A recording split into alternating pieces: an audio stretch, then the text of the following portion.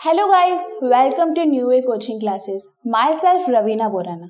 Last video में हमने पढ़ा था कि इरिगेशन क्या होता है और मैन्योर और फर्टिलाइजर क्या होते हैं। ठीक है, हम बेसिक एग्रीकल्चरल प्रैक्टिसेस पढ़ रहे थे, chapter 1 crop production and management, जिसमें लास्ट वीडियो में हमने डिस्कस किया था इरिगेशन और मैन्योर और फर्टिलाइजर। मैंने आपको बताया था कि इरिगेशन जो है वो मॉडर्न मेथड, ट्रेडिशनल मेथड दो टाइप में होता है। ट्रेडिशनल में मैंने आपको बताया था पुली सिस्टम, राहत, ठेगली वगैरह जो है मेथड होते हैं, और मॉडर्न मेथड में हमने डिस्कस किया था two method, that is drip irrigation and sprinkler irrigation. Drip irrigation में मैंने आपको बताया था कि जो इरिगेशन है वो डायरेक्ट प्लांट के रूट्स में ड्रॉप टू ड्रॉप जो है वो किया जाता है, इसीलिए उसे ड्रिप इरिगेशन कहते हैं। और स्प्रिंकलर इरिगेशन में क्या होता है, जो है वाटर रेन की तरह स्प्रिंकल होता है, इसलिए जो है हम स्प्रिंकलर इरिगेशन उसे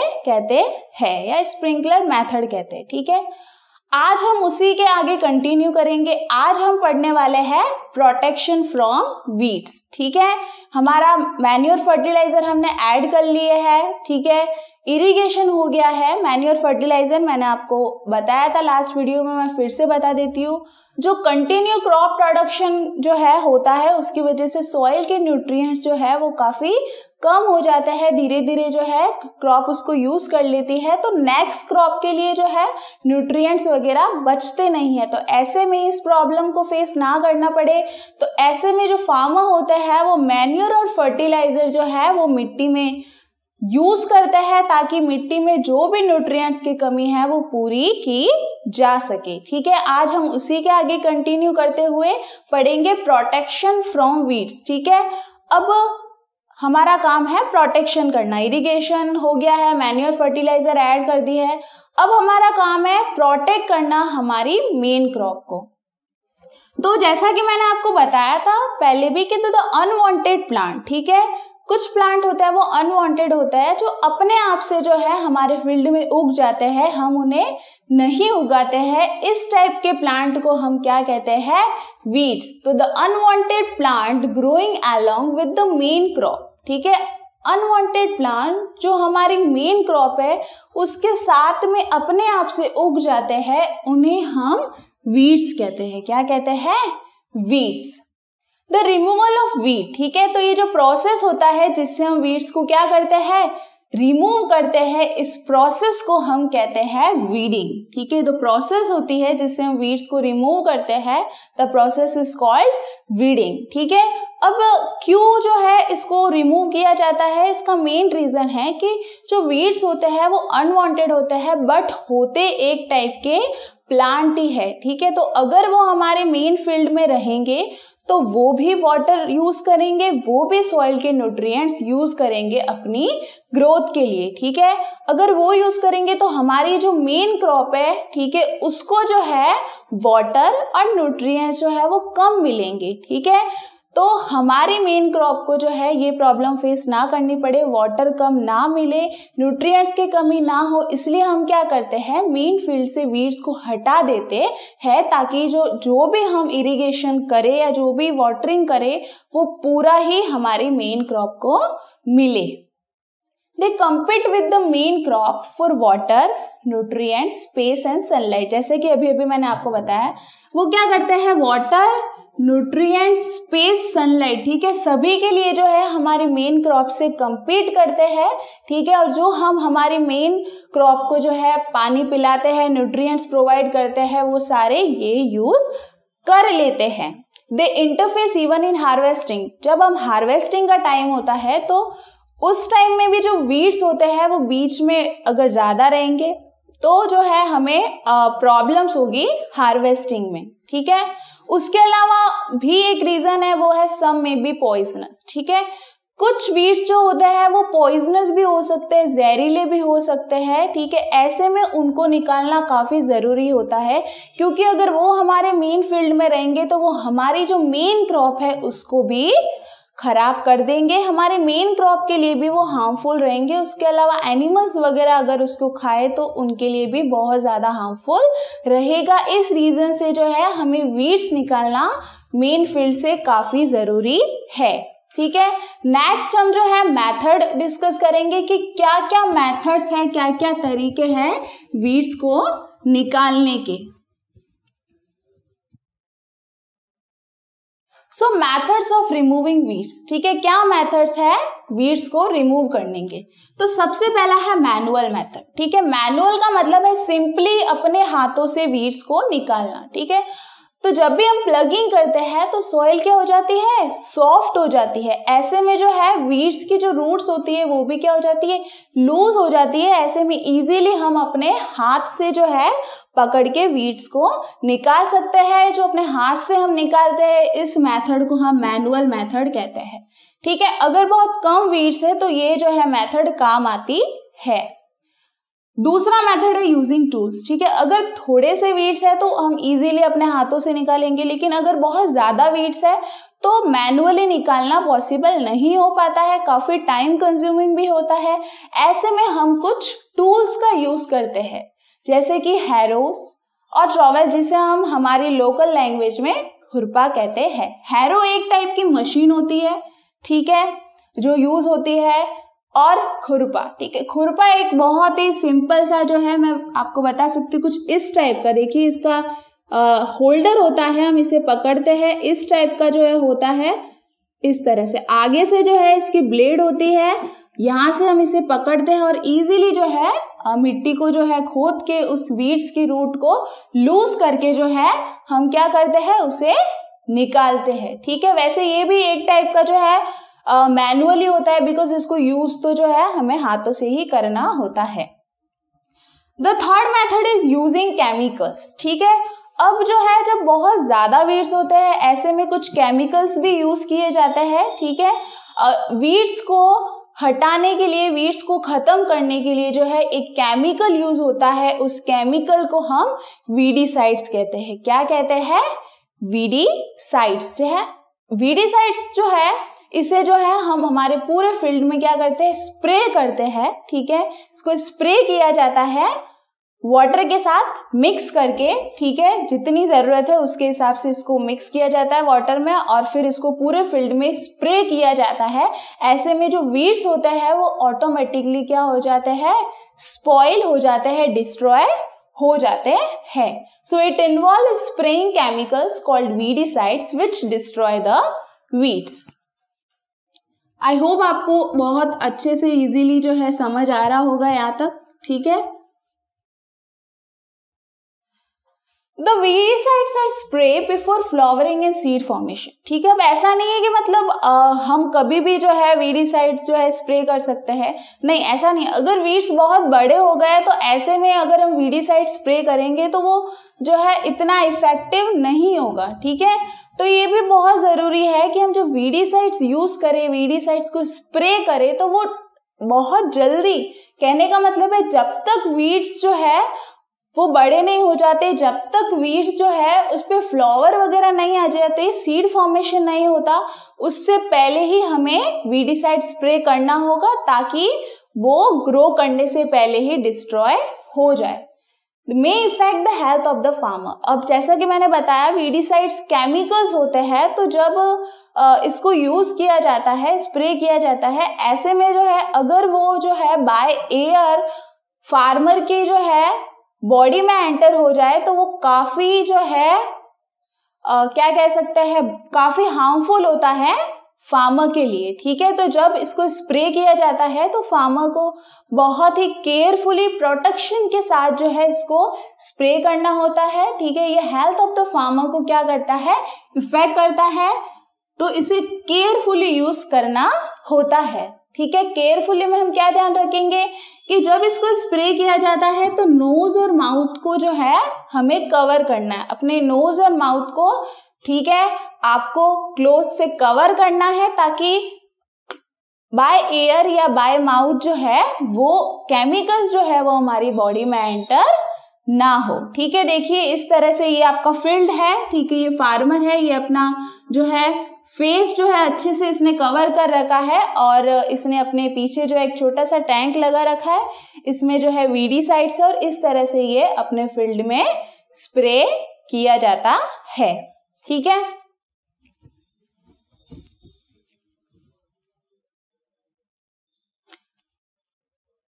अब वीडिसाइड स्प्रे करने के बाद, ठीक है, वीड से हमारी क्रॉप को प्रोटेक्ट करने के अलावा, ठीक है, कुछ और भी चीजें होती है जिससे हमें हमारे क्रॉप को प्रोटेक्ट करना होता है, that is protecting the plant from the paste. ठीक है, हमें पेस्ट से जो है हमारी क्रॉप को प्रोटेक्ट करना होगा। ठीक है, अब क्या होते हैं पेस्ट, वो हम अभी डिस्कस करने वाले हैं। Plants have to be protected from certain organism. ठीक है, हमें हमारे प्लांट को, हमारी मेन क्रॉप को कुछ ऑर्गेनिज्म से भी प्रोटेक्ट करना होता है। वो जो ऑर्गेनिज्म जो है वो हमारी क्रॉप है उसको डैमेज कर देते हैं और हमारी क्रॉप को यूज करने के लिए अनफिट बनाते हैं। ठीक है, तो इस टाइप के ऑर्गेनिज्म जो हमारी क्रॉप को खराब कर देते हैं या हमें जो है हमारी हेल्थ के लिए या कंज्यूम करने के लिए अनफिट बनाते हैं, इस टाइप के ऑर्गेनिज्म को हम पेस्ट कहते हैं। क्या कहते हैं? Paste. So the plants have to be protected from certain organisms which damage them and thereby make them unfit for the human consumption. ठीक है, जो हमारी क्रॉप को अनफिट बनाते हैं कंज्यूम करने के लिए, इस टाइप के ऑर्गेनिज्म को हम पेस्ट कहते हैं। उसके अलावा rats and rabbits, birds and insect cause a lot of damage. ठीक है, उसके अलावा आपको पता है चूहे, खरगोश, बर्ड्स, इंसेक्ट, ये सारे भी जो है हमारे क्रॉप्स को खराब कर सकते हैं, तो हमें इनसे भी हमारे फील्ड को, हमारी मेन क्रॉप को प्रोटेक्ट करना होता है।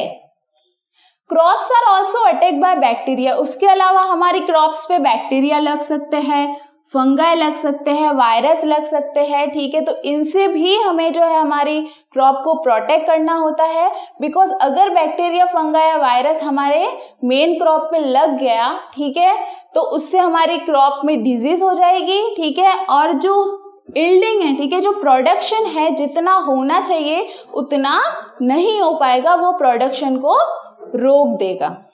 ठीक है, तो हमें सिर्फ वीडिसाइड्स या सिर्फ वीड से जो है हमें हमारे मेन क्रॉप को प्रोटेक्ट नहीं करना है, हमें बाकी भी बहुत सी चीजें हैं जिससे हमारी मेन क्रॉप को प्रोटेक्ट करना है, जैसे कि पेस्ट है, रैट्स है, रैबिट्स है, बर्ड्स है, इंसेक्ट, बैक्टीरिया, वायरस, फंगाई, सबसे हमारी क्रॉप को प्रोटेक्ट करना होगा।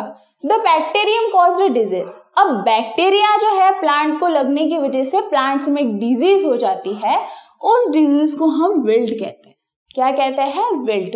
विल्ट एक टाइप की डिजीज होती है जो प्लांट में होती है बैक्टीरिया की वजह से, विच ब्लॉक द टिश्यू। अब ये डिजीज में क्या होता है, अगर प्लांट को ये डिजीज हो जाए तो दे ब्लॉक द टिश्यू। ये क्या करते हैं, ये हमारे प्लांट के टिश्यू को ब्लॉक कर देते हैं टू ट्रांसपोर्ट द वाटर। वो टिश्यू जो पानी को प्लांट्स तक, रूट से प्लांट तक पहुंचाते हैं, ठीक है, उन टिश्यू को क्या कर देते हैं, ब्लॉक कर देते हैं। और टिश्यू अगर ब्लॉक हो गए जिससे वाटर ट्रांसपोर्ट होता है, ऐसे में हम अगर हमारी क्रॉप को अगर जितना पानी पिलाएंगे, ठीक है, वो पानी प्लांट को मिलेगा ही नहीं, प्लांट तक ट्रांसपोर्ट होगा ही नहीं, और ऐसे में जो है हमारे प्लांट को पानी की कमी हो जाएगी और हमारा जो है प्लांट सूख जाएगा, खराब हो जाएगा, डिस्ट्रॉय हो जाएगा। Different methods employ by farmer to minimize the damage caused by the pest. अब जो फार्मर है वो बहुत से मेथड अपनाता है, ठीक है, ताकि पेस्ट वगैरह से जो है वो अपनी क्रॉप को प्रोटेक्ट कर सके। ठीक है, जैसे to scare away the birds, scarecrows are place in the field. ठीक है, अब जैसे बर्ड्स को भगाने के लिए, ज्यादा बर्ड्स होंगे तो वो कुछ लोग हमारे क्या करेंगे, क्रॉप को खाएंगे। ठीक है, तो बर्ड्स हमारी फील्ड को, हमारी क्रॉप को प्रोटेक्ट करने के लिए वो स्कैरक्रोज लगाता है, स्कैरक्रोज। ठीक है, अभी आगे मैं आपको जो है इसकी जो है पिक्चर बताने वाली हूँ कि क्या होते हैं स्कैरक्रोज। उसके अलावा सर्टेन पॉइजनस केमिकल्स। ठीक है, अब जैसे कि मैंने बताया वीड्स को जो है डिस्ट्रॉय करने के लिए वीडिसाइड्स होते हैं, ठीक उसी तरह से जो है पेस्ट को डिस्ट्रॉय करने के लिए केमिकल यूज होता है जिसे हम पेस्टिसाइड्स कहते हैं, और इंसेक्ट्स को डिस्ट्रॉय करने के लिए केमिकल होता है जिसे हम इंसेक्टिसाइड्स कहते हैं। तो पेस्टिसाइड्स और इंसेक्टिसाइड्स को भी जो है हमारी फील्ड में स्प्रे किया जाता है ताकि वो पेस्ट और इंसेक्ट को जो है डिस्ट्रॉय कर सके। ठीक है, अभी मैं आपको स्कैरक्रो बताऊंगी कि क्या होता है। स्कैरक्रो देखते ही आपको बिल्कुल से याद आ जाएगा, बिकॉज कभी ना कभी तो आपने जो है फील्ड देखा होगा, आपके कभी ना आप खेत पे जरूर गए हुए होंगे। ठीक है, देखिए ये है स्कैरक्रो, इसे कहते हैं स्कैरक्रो। इसका नाम स्कैरक्रो क्यों? बिकॉज स्कैर का मतलब होता है डरना। ठीक है, क्रो जो है एक बर्ड होता है। ठीक है, तो बर्ड्स को डराने के लिए जो है ये इस टाइप से स्कैरक्रो लगाया जाता है, बिकॉज इसको लगाने का ये मोटो है कि जब बर्ड्स देखेंगे तो बर्ड्स को क्या लगेगा कि जो फार्मर है वो फील्ड में खड़ा है। ठीक है, तो फार्मर को देख के जो है बर्ड्स जो है वो फील्ड में एंटर ही नहीं करेगा। तो बर्ड्स को डराने के लिए जो है इस तरह के स्कैरक्रो फील्ड में लगाए जाते हैं। अब what is the advantage? Pesticides use करने के क्या क्या फायदे हैं? तो पहला फायदा तो सिंपली पेस्ट को जो है ये खत्म कर देता है। ठीक है, पेस्टिसाइड जो है वो पेस्ट को खत्म कर देता है। दे इंक्रीज फूड प्रोडक्शन, उसके अलावा ये प्रोडक्शन भी बढ़ाता है। They are easy to store and use. ठीक है, इसे इजीली जो है हम स्टोर कर सकते हैं और यूज कर सकते हैं। अब हम पढ़ने वाले हैं हार्वेस्टिंग के बारे में। ठीक है, हार्वेस्टिंग जो है बहुत ही इंपॉर्टेंट होता है, यानी वो टाइम जिसका जो है हर फार्मर को इंतजार होता है, डेट इज हार्वेस्टिंग। ठीक है, हमारी क्रॉप जब मैच्योर हो जाती है, बड़ी हो जाती है, तो हमारे उसे काटने का टाइम आता है। तो वो जो काटने का टाइम होता है, वो जो प्रोसेस होता है जिससे हम क्रॉप को काटते हैं, उसे हम हार्वेस्टिंग कहते हैं। So when the crop attain maturity, it has to be cut. जब हमारी क्रॉप जो है मैच्योर हो जाती है, बड़ी हो जाती है, तो हमें उसे काटना होता है और उस प्रोसेस को हम हार्वेस्टिंग कहते हैं। It involves both cutting and gathering of mature crop. ठीक है, इसमें हार्वेस्ट करना यानी क्रॉप्स को काटना और उसे इकट्ठा करना, वो भी हार्वेस्टिंग प्रोसेस में ही आता है। It is either done by the sickle और मशीन कॉल्ड हार्वेस्टर। ठीक है, अब ये सिकल से भी होता है। सिकल एक बहुत ही सिंपल जो है इम्प्लीमेंट आता है जो यूज होता है, उससे जो है मैनुअली जो है हार्वेस्टिंग होता है। उसके अलावा अगर प्रोडक्शन बहुत ज्यादा है तो मशीन का यूज होता है, उसे हम हार्वेस्टर कहते हैं। आगे मैं आपको सिकल का इमेज भी बताने वाली हूँ। In harvesting crops are pulled out. Harvesting में जो है कुछ क्रॉप्स तो है डायरेक्ट खींच के बाहर निकाली जाती है और कुछ को जो है ग्राउंड से जो है काटा जाता है। इसे हम क्या कहते हैं? हार्वेस्टिंग। ठीक है, अब क्रॉप्स को 3 to 4 मंथ्स लगते हैं। कितने? 3 to 4 मंथ्स लगते हैं सीरियस क्रॉप्स को मैच्योर होने के लिए, प्रॉपर ग्रो होने के लिए। ये है सिकल, देखिए आपने देखा हुआ होगा, हर फार्मर के पास होता है। इससे जो है वो पकड़ के क्या करते हैं? क्रॉप को काटते हैं, हार्वेस्ट करते हैं। ठीक है, अगर प्रोडक्शन बहुत ज्यादा है तो मशीन का यूज होता है जिसे हम क्या कहते हैं? हार्वेस्टर। ठीक है, अब आजकल जो है एक मशीन आ गई है जो डबल काम करती है। ठीक है, वो हार्वेस्टिंग का भी काम करती है और थ्रेशिंग का भी काम करती है, जिसे हम क्या कहते हैं? कंबाइनर। ठीक है, ये आपको जो है कंबाइनर का इमेज बनाया गया है। इसे जब हमें हार्वेस्टिंग करनी होती है तो इसी मशीन को हम हार्वेस्टिंग में यूज करते हैं, और जब हमें थ्रेशिंग करनी होती है तो इसी मशीन को हम थ्रेशिंग में भी यूज करते हैं।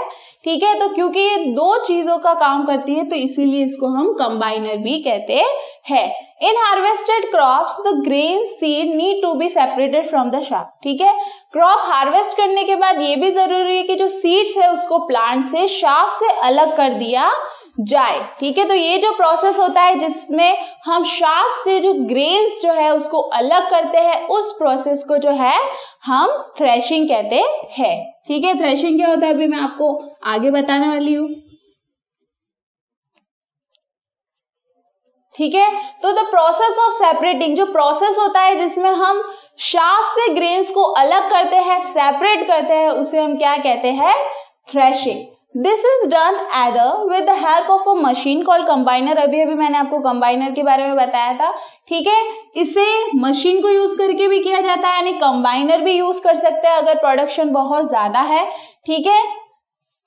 उसके अलावा जो है अगर प्रोडक्शन लिमिटेड है तो हम जो है बीट करके, ठीक है, हम हमारी हार्वेस्टेड क्रॉप है उसको किसी हार्ड सरफेस पे या स्टोन पे जो है बीट करके भी जो है ग्रेन्स को शाफ्ट से अलग कर सकते हैं, जिसे हम क्या कहते हैं, थ्रेशिंग। ये मैनुअली होता है, हाथों से किया जाता है।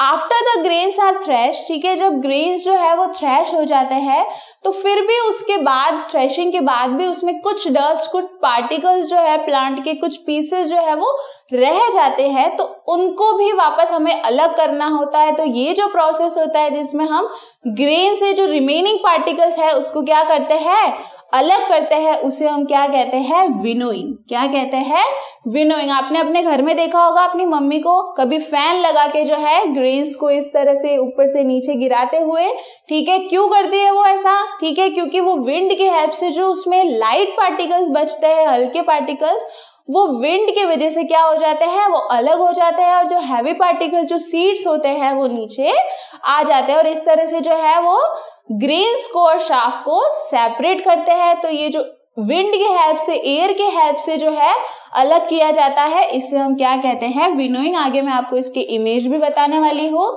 कि किस तरह से विनोइंग होता है और किस तरह से थ्रेशिंग होता है, ठीक है। अगर मशीन का यूज कर रहे हैं, ठीक है, तो मशीन में हम थ्रेशर यूज करते हैं। अगर सिंगल मशीन है जो सिर्फ थ्रेशिंग का काम करती है तो उसे हम थ्रेशर कहते हैं। और कंबाइनर मशीन भी आती है जिसमें हार्वेस्टिंग भी होता है और थ्रेशिंग भी होता है, उसे हम कंबाइनर कहते हैं।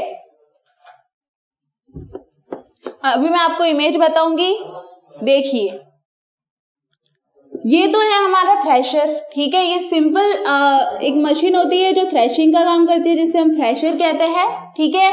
ये है हमारा विनोइंग। क्या है, विनोइंग, ठीक है। आपने देखा होगा अपने घर में, ठीक है, ऊपर से जो है सीड्स को गिराया जाता है तो हवा से जो है जो लाइट पार्टिकल्स है, जो डस्ट वगैरह है, वो इसमें से अलग हो जाता है। तो इस प्रोसेस को हम विनोइंग कहते हैं, इसे कहते हैं थ्रेशिंग, ठीक है। अब मशीन की हेल्प से हो तो थ्रेशर यूज होता है, लेकिन जो है मैंने अभी आपको बताया था, जो है हार्ड जो है सरफेस पे, स्टोन वगैरह पे बीट कर दिया जाता है क्रॉप्स को, जिससे ग्रेन्स और शाफ्ट अलग हो जाता है। इस तरह से जो है इसे हम क्या कहते हैं, थ्रेशिंग, ठीक है। अब हार्वेस्ट फेस्टिवल, ठीक है। अब जैसा कि आपको पता है कि हमारा जो कंट्री है वो एक, जिसे हिंदी में कहते हैं ना, कृषि वाला देश है। हमारे यहाँ पे जो है ना खेती बहुत ज्यादा होती है, बहुत ज्यादा इंपॉर्टेंस दिया जाता है खेती को, ठीक है। तो इसीलिए हमारे इंडिया में जो है हार्वेस्ट के टाइम में कुछ फेस्टिवल्स भी सेलिब्रेट किए जाते हैं, ठीक है। बिकॉज एक फार्मर के लिए जो है हार्वेस्टिंग का जो टाइम होता है वो बहुत बड़ा टाइम होता है, ठीक है। बिकॉज उसमें उसका काफी ज्यादा इन्वेस्टमेंट भी होता है, ठीक है। उसके अलावा उसकी बहुत मेहनत भी होती है। तो वो जब मेहनत रंग लाती है तो वो उसके लिए जो है बहुत ज्यादा खुशी का टाइम होता है, तो वो उसका सेलिब्रेशन टाइम होता है। तो हमारे इंडिया में जो है हार्वेस्टिंग फेस्टिवल भी सेलिब्रेट किए जाते हैं इस खुशी में, क्योंकि जो मेहनत है वो किसान की रंग लाती है, उसको प्रोडक्शन होता है, ज्यादा प्रोडक्शन से उसको प्रॉफिट होता है, ठीक है। After 3-4 month of hard work, 3-4 महीने की कड़ी मेहनत, ठीक है। हमने स्टार्टिंग से प्रैक्टिसेस पढ़े हैं, कितनी मेहनत होती है। पहले खेत को जो है सॉइल को हम प्रिपेयर करते हैं, ठीक है, लेवलिंग करते हैं, सोइंग करते हैं, ठीक है, मैन्योर फर्टिलाइजर ऐड करते हैं, इरिगेशन करते हैं, फिर 3-4 महीने तक हम इतना खेत का ध्यान रखते हैं, ठीक है। उसके बाद जो है हार्वेस्टिंग का टाइम होता है। तो ऐसे में जो है फार्मर को बहुत ज्यादा हार्ड वर्क करना होता है। तो 3-4 मंथ के कड़ी मेहनत के बाद टाइम आता है हार्वेस्ट का। The day comes of harvest, harvest का टाइम आता है।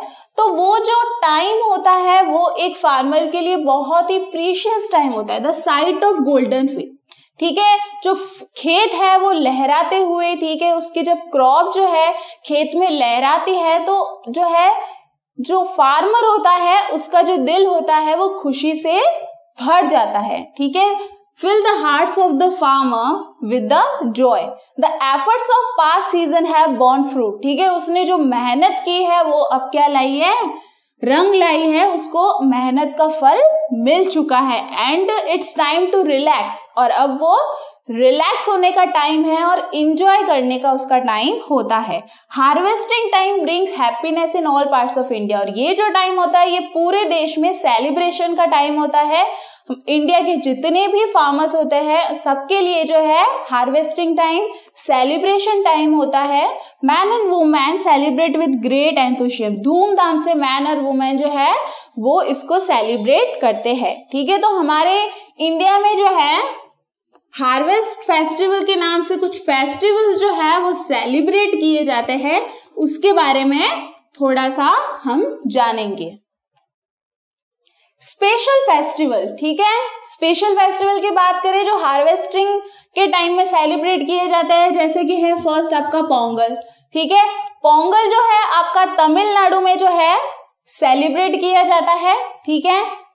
ये बहुत ही जो है जैसा कि मैंने बताया प्रीशियस टाइम होता है, खुशी का टाइम होता है फार्मर्स के लिए, तो वो पोंगल के नाम से जो है इसे तमिलनाडु में जो है सेलिब्रेट करते हैं, ठीक है। ये है आपका देखिए पोंगल, ठीक है, इसे तमिलनाडु में जो है सेलिब्रेट किया जाता है। उसके बाद बैसाखी, आपने नाम सुना होगा। बैसाखी जो है, बैसाखी पंजाब में मनाया जाता है, ठीक है। अलग अलग जो है स्टेट के अकॉर्डिंग अलग अलग फेस्टिवल को अलग अलग नाम से सेलिब्रेट किया जाता है, लेकिन सबका रीजन एक ही होता है, वो है हार्वेस्टिंग की खुशी, ठीक है।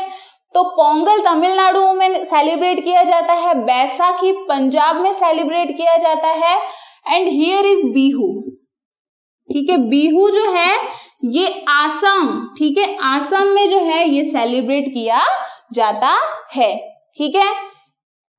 बाकी के जो टॉपिक्स हैं वो हम नेक्स्ट वीडियो में पढ़ेंगे। लगभग ये हमारा जो चैप्टर है ये एंडिंग पे आ चुका है, ठीक है।